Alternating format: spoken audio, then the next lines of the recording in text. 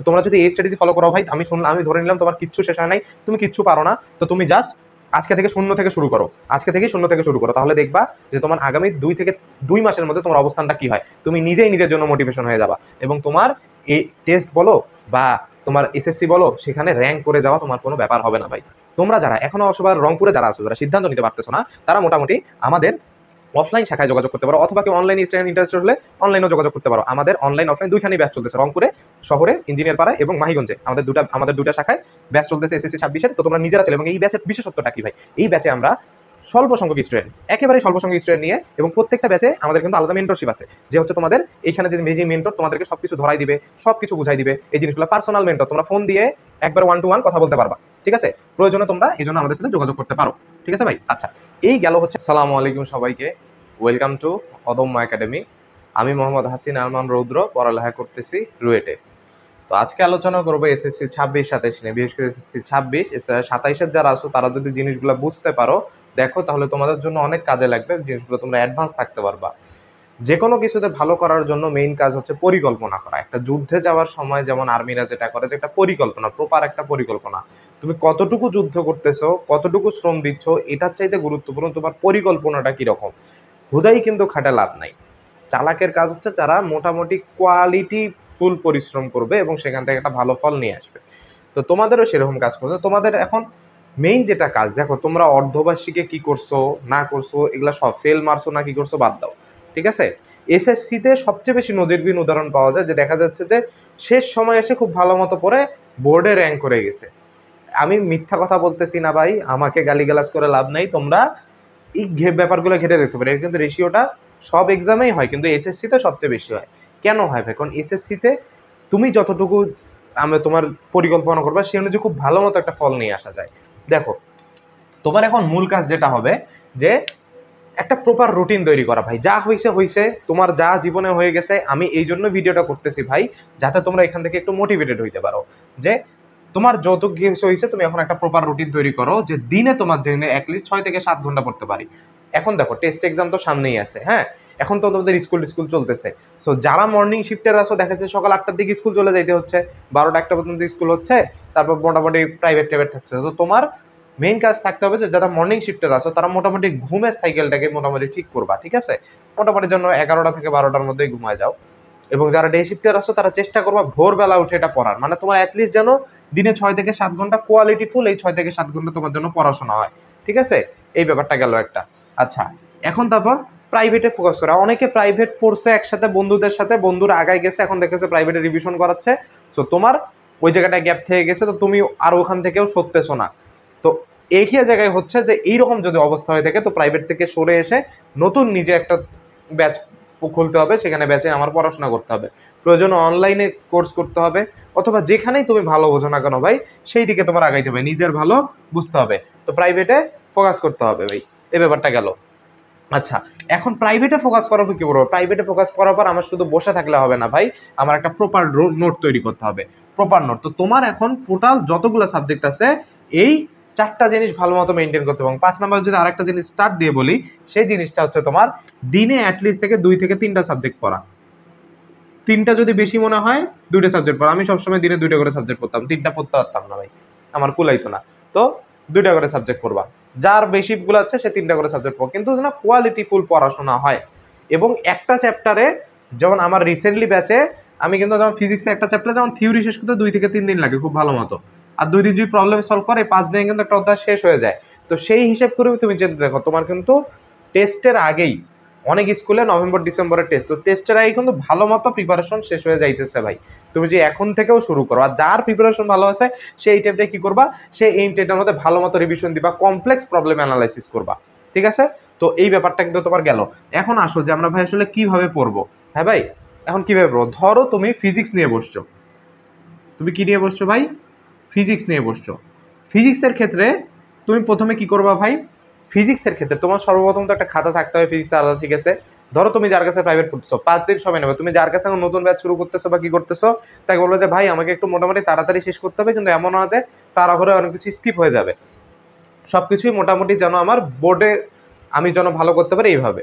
তো দেখো, ও 1 নাম্বার তোমার কি করতে হবে, যে অধ্যায়ের থিওরি থিওরি ভালো মতো বুঝতে হবে এবং শেষ করতে হবে। কোথায় কোন সূত্র অ্যাপ্লাই হচ্ছে না হচ্ছে এই জিনিসটা ভালো মতো বুঝতে হবে।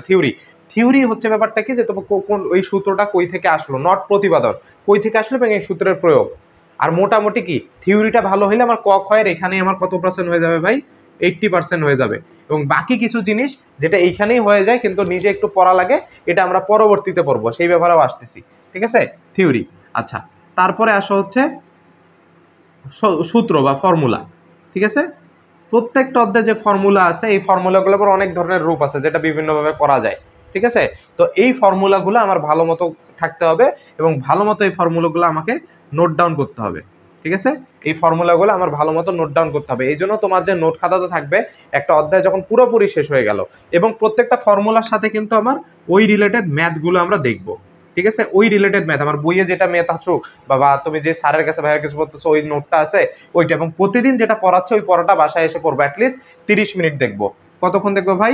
At least 30 minute. ঠিক আছে, অ্যাটলিস্ট 30 মিনিট আমরা এই জিনিসগুলো দেখবো, তাহলে কিন্তু দেখবা যে অনেকগুলো ঠিক হয়ে যাচ্ছে।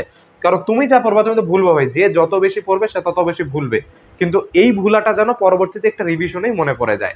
ঠিক আছে, তো ফর্মুলা নোট এবং একটা পেজে বললাম কি নোটটা, অধ্যায়টা যখন শেষ হয়ে যাবে তখন একটা পেজ আমি এরকম রাখবো যেই পেজটাতে আমার জাস্ট সব ফর্মুলাগুলা এবং নিজের তরিকায় ওই জিনিসগুলো আমি যেন জাস্ট, আমার যদি সময় কম থাকে আমি জাস্ট ওই নোট ওই পেজটা পড়লেই যেন আমার সব হয়ে যায়।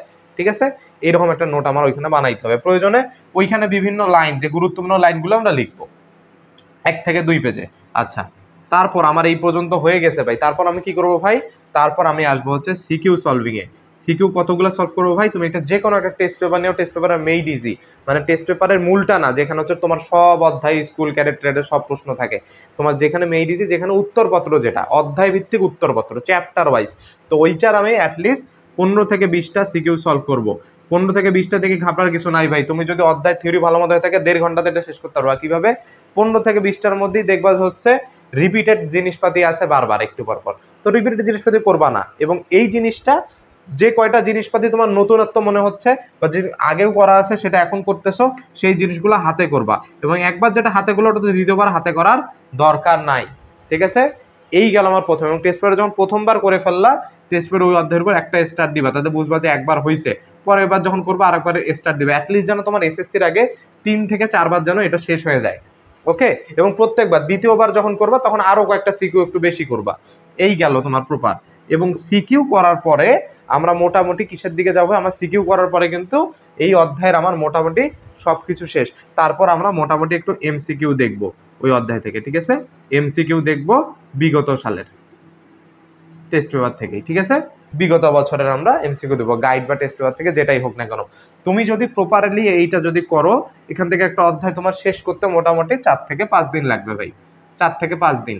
তুমি যদি প্রাইভেটে যদি ভালো মতো ঠিক থাকো, অনলাইন কোর্স করো, যেটাই করো না যদি ঠিকঠাক থাকো, তাহলে এটা তোমার 4 থেকে 5 দিন লাগবে শেষ করতে। তো আমরা এই স্ট্র্যাটেজি ফলো করে ভাই আগাবো। আর তোমরা যারা এখনো সবার রংপুরে যারা আছো, যারা সিদ্ধান্ত নিতে পারতেছো না, তারা মোটামুটি আমাদের অফলাইন শাখায় যোগাযোগ করতে পারো, অথবা কেউ অনলাইনে ইন্টারেস্টেড হলে অনলাইনেও যোগাযোগ করতে পারো। আমাদের অনলাইন অফলাইন দুইখানেই ব্যাচ চলতেছে, রংপুরে শহরে ইঞ্জিনিয়ার পাড়ায় এবং মাহিগঞ্জে আমাদের দুটা শাখায় ব্যাচ চলতেছে এসএসসি 26-এর। তো তোমরা নিজেরা চলে। এবং এই ব্যাচের বিশেষত্বটা কি ভাই? এই ব্যাচে আমরা স্বল্প সংখ্যক স্টুডেন্ট, একেবারে স্বল্প সংখ্যক স্টুডেন্ট নিয়ে, এবং প্রত্যেকটা ব্যাচে আমাদের কিন্তু আলাদা মেন্টরশিপ আছে, যে হচ্ছে তোমাদের এইখানে যে মেন্টর তোমাদেরকে সব কিছু ধরাই দিবে, সব কিছু বুঝাই দিবে। এই জিনিসগুলো পার্সোনাল মেন্টর, তোমরা ফোন দিয়ে একবার 1 to 1 কথা বলতে পারবা। ঠিক আছে, প্রয়োজনে তোমরা এই জন্য আমাদের সাথে যোগাযোগ করতে পারো। ঠিক আছে ভাই? আচ্ছা, আমাদের প্রাইভেট প্রোগ্রামে তোমাকে এইভাবে যে আমি স্ট্র্যাটেজি বললাম, এই স্ট্র্যাটেজিতেই তোমাকে সব শেষ করে দেওয়া হবে। 4 থেকে 5 দিনই একটা অধ্যায়, 4 থেকে 5টা লেকচারেই একটা অধ্যায় এইভাবে তোমার হাতে ধরায় দেওয়া হবে। বাকিটা তোমার নিজের মতো করে করতে হবে ভাই। কিভাবে? এই বাকিটা তোমার এই রুলগুলো তোমাকে ফলো করতে হবে। এই যা, ঠিক আছে। বাকি সবকিছু ম্যাথের ক্ষেত্রে আসো, কেমিস্ট্রির ক্ষেত্রে আসো, যেখানে কেমিস্ট্রির ক্ষেত্রেও সেম জিনিস ফলো করবা। এবং কেমিস্ট্রিকে থিওরিটিক্যাল একটু বেশি, তো থিওরিগুলো খুব ভালো মতো এই জায়গাটাতে ভালো মতো ফোকাস করবা। এই জায়গাটার ফোকাস, কেমিস্ট্রি কিন্তু অনেক থিওরি আসে, তো এই জায়গাটায় তুমি ভালো মতো যদি ফোকাস করো তাহলে কিন্তু হয়ে যাবে তোমার। ঠিক আছে, এবং ম্যাথের ক্ষেত্রে যদি বলো ভাই, ম্যাথের ক্ষেত্রে যদি তুমি বলো, তো তোমার ম্যাথের ক্ষেত্রে ভাই অধ্যায়ের ম্যাথগুলো ভালো করতে হতে হবে। তো ম্যাথ হোক আর হায়ার ম্যাথ হোক, এক কথায় লিখলাম ম্যাথ। তো ম্যাথের ক্ষেত্রে তোমার অধ্যায়ের ম্যাথগুলা, যে অধ্যায়ের যে ম্যাথগুলা আছে এই ম্যাথগুলা মানে হচ্ছে চ্যাপ্টারের ম্যাথগুলা ভালো মতো করতে হবে। এইটা করলেই কিন্তু তোমার সিকিউ এর সব হয়ে যায়। জাস্ট সিকিউটা তুমি শুধু দেখবা, তোমার হাতেও আসবে করতে পারো। তোমার ম্যাথের চ্যাপ্টার যদি ভালো মতো করো, সিকিউ জাস্ট দেখবা যে পেঁচায় কিভাবে আসতেছে, এই জন্যই সিকিউটা করতে হবে। তারপরে কি আসো যে এই যে এইখানে ফর্মুলাগুলা একটা যে তোমার নোট আছে ওই অধ্যায়টার শেষে এই ফর্মুলা নোটটা খুব ভালো মতো, এইখানে যেটার কথা বলছিলাম ফর্মুলা নোটটা খুব ভালো মতো বানায় ফেলতে হবে ভাই, ঠিক আছে। আচ্ছা, এরপরে আসো যে প্রতিদিন কিভাবে পড়ো। প্রতিদিন 2টা করে সাবজেক্ট পড়বো ভাই। ধরো তুমি যেদিন ম্যাথ বা ফিজিক্স, এই দুটো তো হার্ডার সাবজেক্ট, তো তোমরা যখন ফিজিক্স যখন পড়বা, যেদিন মনে করো ফিজিক্স 2টা করে সাবজেক্ট পড়বা, ফিজিক্সের সাথে ধরো তুমি ইংলিশ পড়লা, ঠিক আছে। পরের দিন ধরো তুমি কি পড়বা, পরের দিন তুমি ধরো হচ্ছে ম্যাথ পড়তেছো, ম্যাথের সাথে তুমি ধরো কি রাখলা, ম্যাথের সাথে তুমি বাংলা রাখলা। তো বেসিক্যালি বাংলা ইংলিশ তোমার সপ্তাহে জাস্ট যেন 2 থেকে 3 দিন থাকে, অ্যাটলিস্ট 2 দিন থাকে, তাইলেই কিন্তু এনাফ। বাকি দিনগুলোতে, এটা আমি আমার স্ট্র্যাটেজি বললাম, বাকি দিনগুলোতে তুমি তোমার স্ট্র্যাটেজি অনুযায়ী পড়া সাজাই নিবা এবং চেষ্টা করবা যেদিন যে প্রাইভেট পড়তে চায় প্রতিদিন 2টা করে প্রাইভেট রেখে দিনের বেলা সন্ধ্যার পরে নিজে প্রপারলি পড়তে বসা। তো সন্ধ্যার পরে যেহেতু মেইন আমাদের পড়াশোনা আরো হয়, তো সন্ধ্যার পরে আমরা ভালো মতো আমাদের পড়াশোনাটা করব। এবং যাদের স্কুল নিয়মিত যাও না বা কিছু করো না, তাদের সকাল টাইমটা ভালো মতো ফোকাস করবা পড়াশোনা করার জন্য, ঠিক আছে।